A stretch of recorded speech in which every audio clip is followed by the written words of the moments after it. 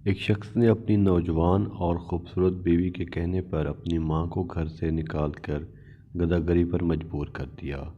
بوڑھی ماں بیچاری ایسے قسم پرسی کے حالات میں 2 دن میں ہی دم توڑ گئی۔ وقت کے بادشاہ نے خواب دیکھا اور خواب میں ایک بزرگ نے بادشاہ سے اسی آدمی کی طرف اشارہ کرتے ہوئے کہا، فلاں بستی میں اس شخص کو اپنے پاس بلاؤ اور اسے 100 اونٹ سونے کے اشرفیوں سے لا کر دو۔ بادشاہ غور کرنے والوں میں تھا۔ اسے پتہ چل گیا تھا کہ اس کا خواب عام خواب نہیں ہے اور کسی بات کی طرف اشارہ ہے۔ چنانچہ اس نے اپنے دانا وزیر کو اپنا خواب بیان کیا۔ وزیر نے بادشاہ سے کہا، بادشاہ سلامت، اگر اس بستی میں وہ آدمی رہتا ہے جو آپ کو خواب میں بتایا گیا ہے تو آپ کے خواب میں ضرور کوئی حکمت چھپی ہے۔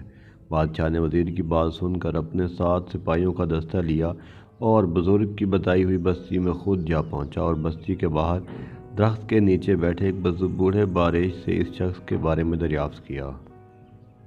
تو بوڑھے نے بادشاہ سے کہا، وہ کوئی اچھا انسان نہیں ہے۔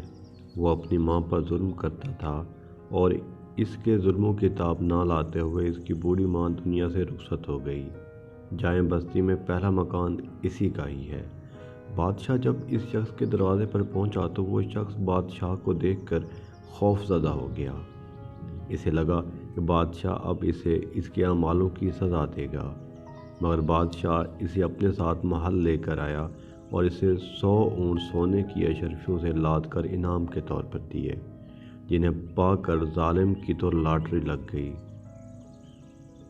وہ بادشاہ کا شکر ادا کرتے ہوئے دولت کے نش میں چور چور اپنی بستی واپس آ گیا اور عیش و عشرت کی زندگی گزارنا شروع کر دی۔ ادھر بادشاہ اور اس کے دانا وزیر نے اس شخص پر مکمل نظر رکھی ہوئی تھی اور وہ خواب کی حقیقت جاننا چاہتے تھے، مگر کئی سال گزر گئے، اس شخص کے حالات میں کوئی تبدیلی نہ آئی۔ وہ عیش و عشرت اور شباب و شراب میں ڈوبا اپنی خرمستیوں میں مصروف زندگی گزار رہا تھا۔ پھر ایک دن نشے میں اپنے ہی گھر کی چھت سے نیچے گرا اور مر گیا۔ بادشاہ کو جب اس کے مرنے کی خبر ملی تو وہ واپس اس شخص کی بستی میں گیا اور پھر بستی کے باہر درخت کے نیچے اس بوڑھے بارش سے ملا جس نے اسے اس شخص کا پتہ بتایا تھا۔ بوڑھے نے، جو اہل علم تھا، بادشاہ کو دیکھا اور بولا، جس دن میں نے آپ کو اس شخص کی شکایت لگائی تھی، میں چاہتا تھا کہ آپ اسے سزا دیں تاکہ شاید اس کے گناہوں کی کچھ تلافی ہو جائے، مگر مالک کو کچھ اور ہی منظور تھا۔ بادشاہ نے بوڑھے سے پوچھا، مالک کو کیا منظور تھا؟ محترم، بوڑھا بولا، اس دن آپ نے اسے سونے سے لدے ہوئے اونٹ عنایت کیے۔ مجھے پتہ چل گیا کہ رب کائنات نہیں چاہتا کہ یہ شخص توبہ کے قریب بھی جائے، اور پھر ایسا ہی ہوا۔ دولت کے نشے میں چور ہو کر وہ ہر چیز بھول گیا۔